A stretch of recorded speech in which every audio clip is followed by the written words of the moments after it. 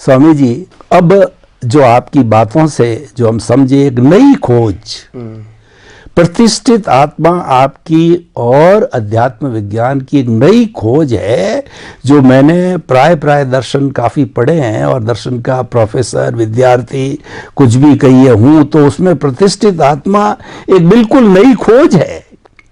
और उस प्रतिष्ठित आत्मा की तरफ जावें तो बताते हैं वह ज्ञान है, इससे अज्ञा जुड़ी हुई है, इससे प्रज्ञा जुड़ी हुई है, इससे पुरुषार्थ जुड़ा हुआ है, चाहे रिलेटिव हो चाहे रियल हो, मतलब सारा फंक्शन, चार्ज करना डिस्चार्ज करने वाला सारा फंक्शन जो वर्किंग एजेंसी है वो हमारी प्रतिष्ठित आत्मा है। और इवन जो आत्मा की सत्ता, क्यों आत्मा, मूल आत्मा, द्रव्य आत्मा तो कुछ करती नहीं है, उसकी मूल सत्ता प्रज्ञा जो मोक्ष की जो है, वो कहना चाहिए मोक्ष की जो प्रतिनिधि है, तो वो भी इससे जुड़ी हुई है। तो कृपया इस प्रतिष्ठित आत्मा को और गहराई से समझाइए कि किस तरीके से अज्ञा के साथ जुड़ के काम करती है, प्रज्ञा के साथ जुड़ के काम करती है और मैकेनिकल रूप के अंदर काम करती है, ताकि ये प्रतिष्ठित आत्मा कॉन्सेप्ट है, हम ये खुला करना चाहते हैं। क्योंकि बहुत आप खुद भी कह रहे हैं और मैं भी इस बात से सहमत हूं कि इसके बारे में लोग बहुत कम जानते हैं और इसकी व्याख्या आपको करनी चाहिए क्योंकि नई खोज है। तो प्रतिष्ठित आत्मा जो शब्द है उसका मतलब होता है प्रतिष्ठा करने वाला, प्रतिष्ठा करने वाला। जैसी जैसे राग की, द्वेष की, मालिकी भाव की, कर्ता भाव की, जैसे जैसे प्रतिष्ठा करता रहेगा वैसे वैसे कर्म बनता रहेगा। प्रतिष्ठित आत्मा का मतलब होता है प्रतिष्ठा करने वाला। ये प्रतिष्ठा करने वाला जो प्रतिष्ठित आत्मा है वो हर व्यक्ति के अंदर दो होता है, एक चार्ज प्रतिष्ठित आत्मा, दूसरा डिस्चार्ज प्रतिष्ठित आत्मा। पिछले अवतार का चार्ज है वो ये अवतार में डिस्चार्ज के रूप में ऑटो मोड काम करेगा और बाहर के संजोग हैं वो कुदरत देंगे, स्पीच और एक्शन के। और नया प्रतिष्ठित आत्मा है वो नया प्रोसेस करके नए वर्तमान ज्ञान दर्शन से वो और नई प्रतिष्ठा करेगा। तो साइकिल ऑफ रीबर्थ यानी कॉज एंड इफेक्ट चलता रहेगा। मगर जो प्रतिष्ठित आत्मा की जो इम्पोर्टेंट बात ये है कि प्रतिष्ठित आत्मा का उत्पत्ति क्यों हुआ, वाय। अगर आत्मा था, शरीर था, तो प्रतिष्ठित आत्मा की जरूरत क्या थी? तब कुदरत कहते हैं कि प्रतिष्ठित आत्मा तो तुम्हारा क्रिएशन ने क्यों किया ज्ञान है। आपने निगोद से आके व्यवहार राशि में आए, एकेंद्रिय से लेके पंचेंद्रिय में आए, डेवलपमेंट तो हुआ।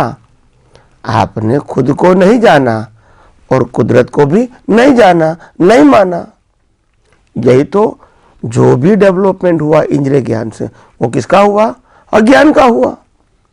इसके बाद मनुष्य भाव में आए, आपको बुद्धि मिली, 5 इंद्रिय प्लस बुद्धि मिली। उस समय भी परिपक्व क्या हुआ? अज्ञान। अज्ञान का मतलब होता है रिलेटिव सत्य, जो 5 इंद्रियों से और बुद्धि से अनुभव में आता है। तो वो अज्ञानी तो है। इनको शुभ कहो, अशुभ कहो, लाभ वाला कहो, नुकसान वाला कहो, धार्मिक कहो, सामाजिक कहो, मगर ये सब अज्ञान की ही ब्रांचेस है। अज्ञान क्यों कहा? क्योंकि वो न आत्मा की बात है, न आत्मा के गुणों की बात है और न आत्मा के स्वभाव की बात है, इसीलिए तो अज्ञान है। न वो आपका था, न आपका है और न आपका रहेगा, फिर भी आप मेरा मानते। इससे बड़ा अज्ञान कौन सा हो सकता है? तो कहने का मतलब ये है, अज्ञान शब्द जो है जैन परिभाषा के मुताबिक 4 शब्दों का बना हुआ है। जैन परिभाषा में 8 प्रकार के कर्मों का उल्लेख किया है। उसमें पहले 4 प्रकार का जो कर्म है, ज्ञान आवरण, दर्शन आवरण, मोहनीय और अंतराय कर्म। तो ये जो ज्ञान, दर्शन और मोहनीय कर्म 3 का कर्म है, उसका एक नाम है अज्ञान। और अज्ञान से आत्मा होते हुए, आत्मा शक्तिशाली होते हुए अनुभव में नहीं आता है, उसका नाम है अंतराय। तो 3 कर्मों, ज्ञान आवरण, दर्शन आवरण, मोहनीय कर्म, ये 3 कर्मों का एक नाम है अज्ञान। और वो अज्ञान एकेंद्रिय से लेके पंचेंद्रिय में भी डेवलप होता है, और मनुष्य में आके जब बुद्धि होती है तब भी अज्ञान ही डेवलप होता है।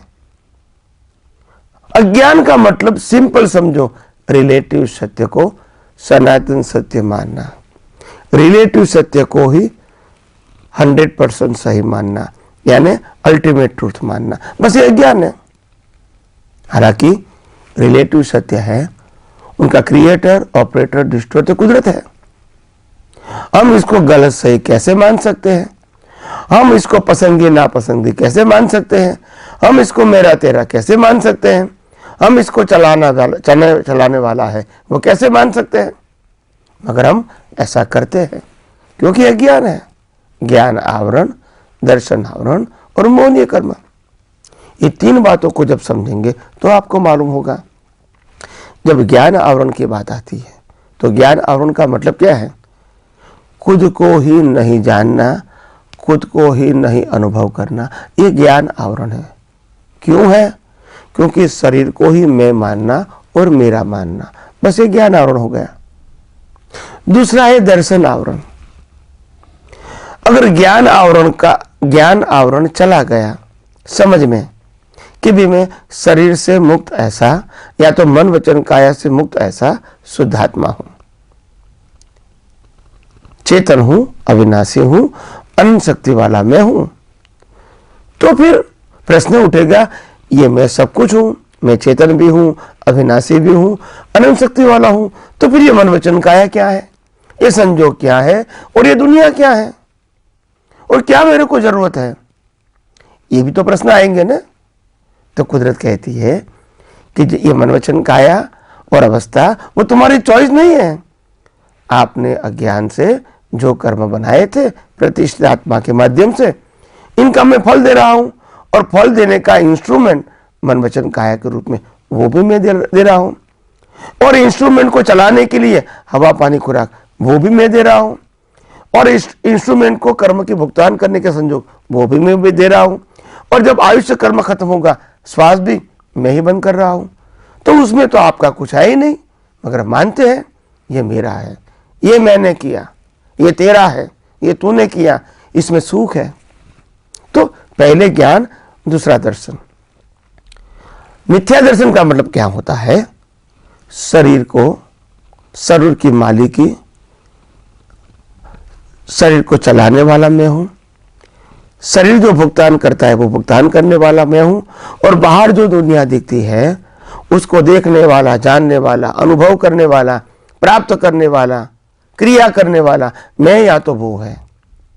बस ये अज्ञानता है, और ये सब अज्ञानता प्रतिष्ठित आत्मा के अंदर है। देखना, जानना वो अज्ञानता नहीं है। जानने के बाद मालिकी भाव करता हुआ वो अज्ञानता है। देखना जानना तो वो आत्मा का भी स्वभाव है, प्रकाशित करना है, तो अवस्था को प्रकाशित करना वो आत्मा का स्वभाव है। उसको रिलेटिव सत्य से देखना वो प्रतिष्ठित आत्मा का स्वभाव है। इसीलिए तो राग होता है। अगर वो ही प्रतिष्ठित आत्मा इसी अवस्था को सनातन सत्य के रूप में देखेंगी, कुदरती कानून के रूप में देखेंगी, तो फिर राग द्वेष होने की कोई गुंजाइश ही नहीं है। और मैं तो आत्मा हूं ही, इसमें न कम होता है न ज्यादा होता है। मगर ये भ्रांति के आधार से ये दुनिया अनंत अवतारों से हर व्यक्ति को जन्म मरण के रूप में चलती रहती है। तो इसीलिए हमारे जीवन में प्रतिष्ठित आत्मा को समझना बहुत आवश्यक है। आइए हम सब यह अध्यात्म विज्ञान को और आगे समझने की कोशिश करेंगे।